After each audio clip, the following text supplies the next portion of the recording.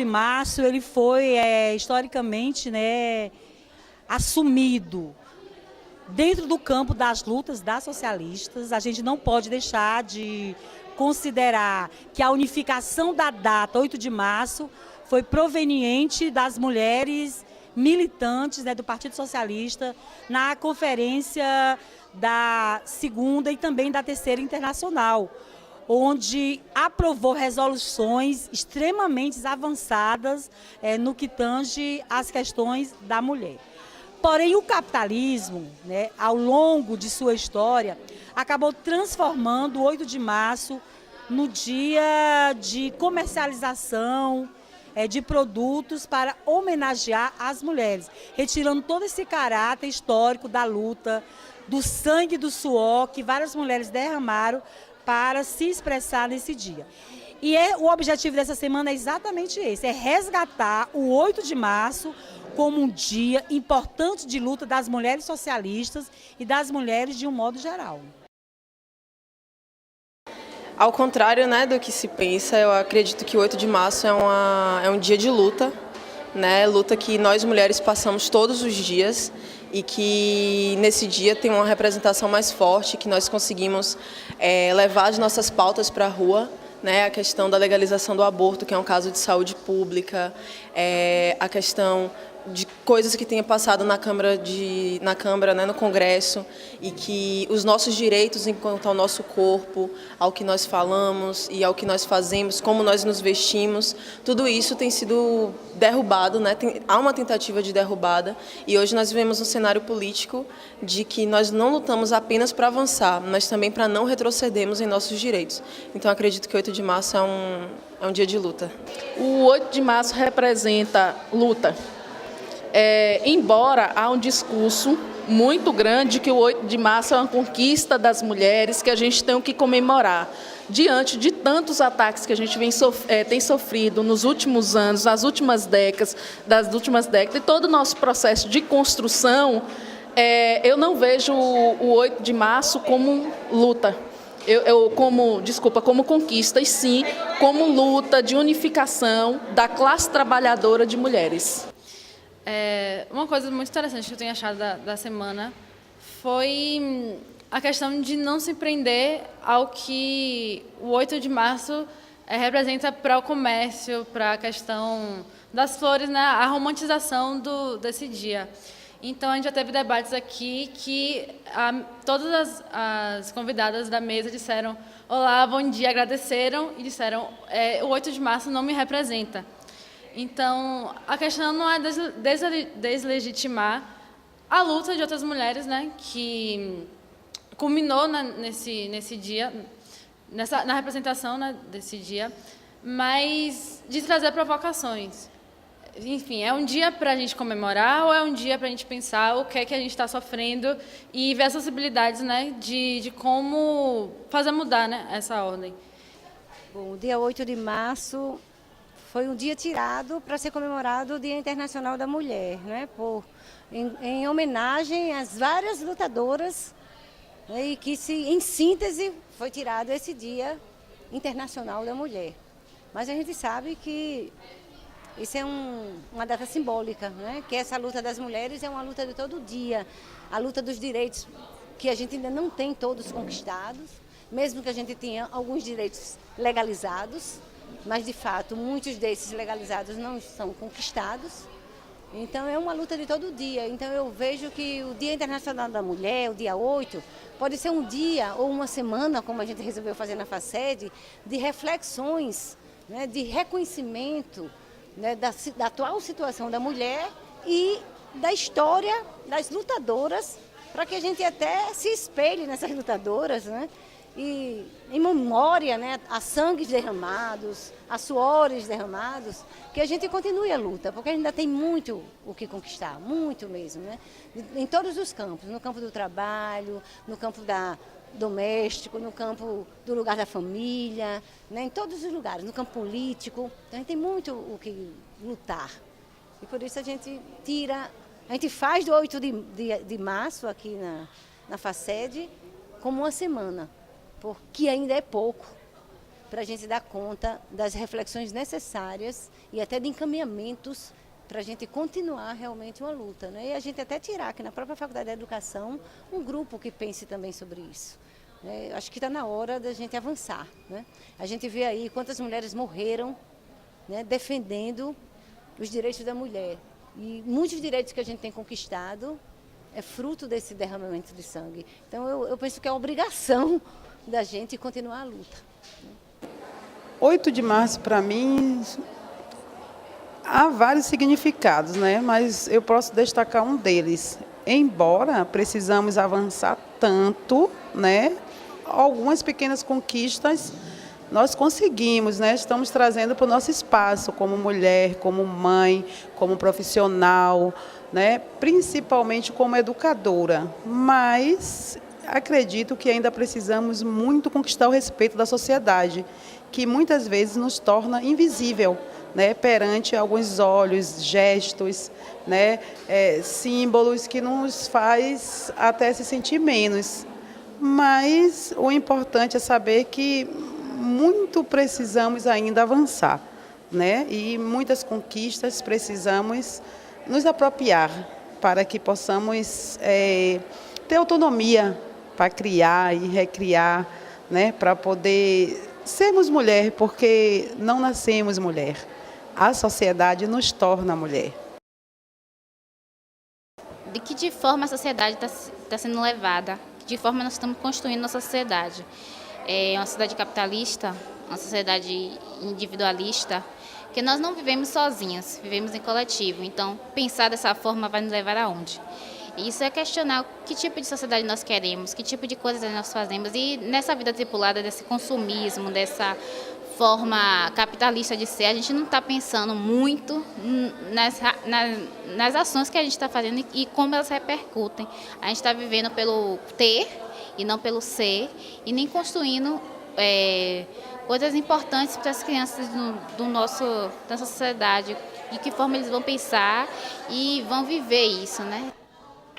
Bom, a gente está criando, né, esse caldo. Eu acho que desde o momento da abertura, deixamos muito claro que não seria apenas um espaço teórico, né, de discussões. Os debates estão sendo bem qualificados, mas a gente pretende, ao final desta semana, tirarmos encaminhamentos práticos, né, para que esses temas eles continuem na teoria e na ação ao longo do ano, até chegarmos à segunda semana das mulheres na FACED. Então, eu acredito muito no tripé da universidade, e a extensão universitária, para mim, é algo que realmente consegue chegar às comunidades. Mas, para além, né, do viés academicista, né, pesquisa, extensão, ensino, eu acredito na formação de profissionais que sejam emancipados nas suas ideias e que consigam ter coerência não só com o seu discurso, mas também com a sua prática. Então, eu acredito numa revolução maior, né, numa revolução em que as mulheres tenham mais direitos, que nós sejamos tratadas como iguais, nós mulheres pretas, né?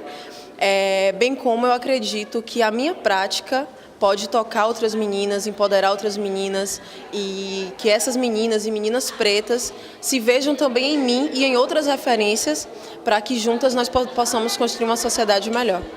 Que a gente possa ampliar o debate, porque na verdade o desejo, né, da construção dessa semana é que essa semana seja de mobilização, para que essas discussões sejam permanentes aqui dentro, porque são discussões extremamente silenciadas na FACED. Né? Não dá para ser educador, não dá para sair daqui sem discutir, sem se debruçar sobre essas questões, porque a educação, ela reproduz, mas ela também produz desigualdade. Se a gente já aprende a desconstruir, a compreender de que forma as coisas foram sendo estruturadas, né? De que forma que as diferenças e as desigualdades foram sendo estruturadas nesse sistema que a gente vive, a gente vai começar a repensar as nossas ações, né? A gente vai começar a construir outras possibilidades mais críticas de educação para a emancipação. A questão de levar a questão que está sendo debatida aqui, a gente já traz do que a sociedade, do que está eclodindo na sociedade. Agora, para melhorá-la, a gente tem que construir brigadas de luta. Nós, enquanto mulheres, precisamos nos unir na luta que é de superação da opressão e da exploração da mulher nos meios de produção, principalmente, tanto a terceirização, que é um processo que explora o trabalho da mulher na sociedade.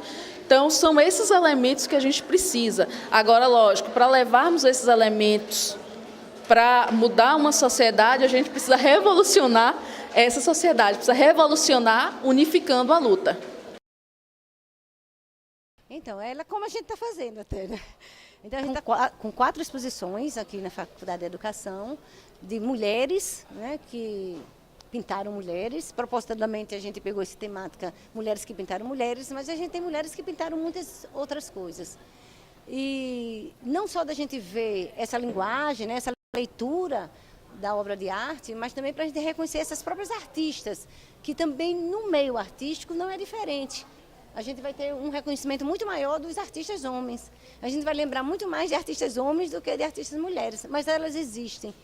Mas é a própria cultura, né, da invisibilidade, muitas vezes, dessas artistas mulheres, do lugar da mulher na sociedade. Então, a arte, ela contribui pela própria produção artística que a gente já tem, mas que precisa ser socializada, né? E também pela própria produção, na construção que você chama de ludicidade, dessa entrega de um fazer artístico que também contemple esse momento histórico que a gente comemora simbolicamente como o Dia Internacional da Mulher, né? A exemplo da Margarida, né, que nós fizemos hoje aqui no coletivo, e que o coletivo, talvez 99% não sabia nem quem era a Margarida, né? Nem que existia a Marcha da Margarida. E quando a gente faz uma pequena marcha em homenagem, a gente constrói a Margarida nesse processo artístico, coletivo, criativo, a gente se educa, né? Porque a gente faz uma leitura de mundo, né? A gente contextualiza, a gente distribuiu a contextualização do que é a marcha. Essa é uma maneira de intervenção, né? Que a arte, ela tem essa propriedade, né? De intervir, de entrar no restaurante, de gritar palavras de ordem, né? De levar uma margarida gigante. Então, a arte, ela é transgressora, né? Então, a gente pode se apropriar muito dela para destacar, né, a nossa luta hoje das mulheres, luta da educação, luta da saúde pública, né? Então a arte, ela tem que ser uma aliada, porque é uma produção humana, né, subjetiva, né? A gente tem a possibilidade de gritar coisas que estão tão dentro da gente, que talvez não seja ouvido, mas numa performance tão simples, ela termina sendo ouvida, né? Então eu acredito muito na arte. E se a gente entende que a arte, ela é um tipo de ação humana que empodera, que emancipa, é claro que ela tem que estar dentro dos movimentos de luta pelas mulheres, né? Luta pelos direitos da mulher. A arte é vista também como um lugar onde se vê, onde a gente vê o outro, né? O teatro, por exemplo, é esse lugar que está sendo representado o ser humano e a oportunidade de quem está vendo se ver.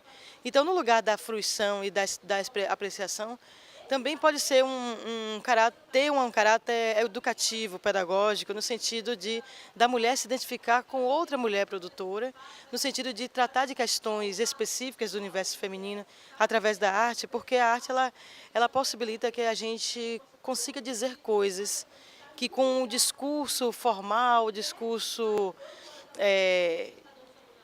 não é capaz de chegar a lugares onde a arte chega. A sensibilidade, a tocar o outro, a perceber, através de uma metáfora, por exemplo, uma questão super complexa do contexto feminino, mas que, pela via do discurso, pode ser visto como algo menorizado, algo que está na ordem só da razão. Então, através da sensibilidade artística, da obra do outro e da possibilidade da mulher de criar, são espaços de empoderamento, de luta, de encontro de uma mulher com a outra. E me parece que a arte tem ocupado mais esses lugares também. A arte, ela não está somente a serviço de determinadas elites, né? A arte já está dentro do movimento social, dentro de escolas, universidades, transformando, mobilizando e construindo outras visões sobre a mulher na sociedade. Falar de emancipação, porque a gente pode falar de emancipação política e também da emancipação humana. Falando em emancipação humana, a gente precisa construir uma revolução, acabar com o capitalismo. em se tratando de emancipação humana. E a emancipação política, a gente precisa de mais participações da mulher na política, na construção de um partido que represente a classe trabalhadora, para não compreender como partido dos trabalhadores, mas um partido que represente, de fato, a classe trabalhadora. E acesso como instrumentos para que isso aconteça, a gente precisa investir na educação, e uma educação de classe, uma educação que atenda os anseios da classe trabalhadora, e não uma educação burguesa, que a gente está vendo que nós temos, que ela não representa a nenhum de nós. Ela diz os ditames que devem ser seguidos, mas ela não trabalha com a questão de gênero, ela não trabalha com a questão de negritude. Um exemplo bem claro disso, no ano passado, o livro didático aqui no município de Salvador foi alterado, foi modificado. E dentro do livro didático você não tinha uma figura que representasse o negro. Eram todos de personagens de pessoas brancas. Então a gente vê que para existir essa emancipação é preciso também ter como base consolidada a educação. A mulher não se emancipará plenamente dentro do capitalismo. Então a gente assim, avalia que a emancipação plena ela só vai se dar sobre uma outra sociabilidade e quando a mulher estiver completamente liberta das atividades do lar. Porque a escravidão doméstica é um grande obstáculo para a emancipação da mulher. E aí nisso a gente defende que o próprio Estado assuma creches públicas para assumir a educação das crianças, que assuma as lavanderias públicas para tirar a mulher deste serviço, restaurantes públicos e várias outras tarefas, que a mulher ela possa, de certa forma, se ocupar de atividades vinculadas mais à vida pública. Então, a mulher está muito presa à vida privada, à vida doméstica, né, e à vida do lar. Então, a emancipação da mulher ela é combinada com esses fatores. A superação da sociedade capitalista e de qualquer sociedade baseada nas relações de propriedade privada e a libertação da mulher do jugo da escravidão do lar. Eu acho muito a luta pelo preconceito. Eu acho que é muito grande ainda. A nossa ideia, a sociedade ainda é muito machista. Eu acho que esse é um dos pontos de igualitário. E muitas vezes nós mesmas, mulheres, trazemos isso na nossa forma de educar nossos filhos, da nossa sociedade que implantou. Eu acho que é muito disso. A gente tem que trabalhar essa forma de educação, de visão de sociedade. E isso tudo parte a partir da educação. E eu acho que também que são os papéis que se separam, né, do homem e da mulher, e é visto muito de forma diferenciada e não tem que ser dessa forma. Então, acho que esse é um dos pontos que pode ser mudado.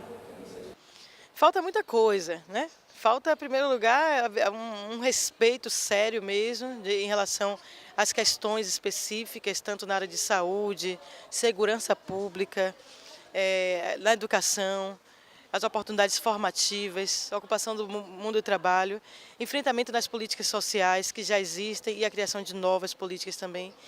E as mídias também pautarem a mulher no patamar de igualdade, né? Acho que muita coisa tem sido conquistada por luta, não é por doação, não é de modo gratuito, é luta, é movimento. Mas me parece também que ainda falta elementos básicos, o direito de ser, de se vestir, de andar, de produzir elementos de cultura. Me parece que ainda precisa ter, no Brasil, uma visão ampliada de direitos iguais, tanto para os homens quanto para as mulheres. Ainda, por mais que a gente tenha alcançado muita coisa, ainda os exemplos e as estatísticas estão aí para mostrar que a mulher ainda ocupa lugares ainda subservientes, lugares ainda muito de exclusão. Mas estamos já conseguindo, sim, ocupar os espaços, ampliar a discussão, chamar mais gente para a roda, homens e mulheres. A luta não é contra o homem, de jeito nenhum. A luta é pela igualdade de direitos e de oportunidades. E aí, claro que o debate com o homem é fundamental, né? Entendendo que todos nós somos passíveis de educação. É isso. Me parece que falta muito, mas já alcançamos muito, mas também temos que alcançar muito mais. Viva o Dia Internacional das Mulheres! Viva!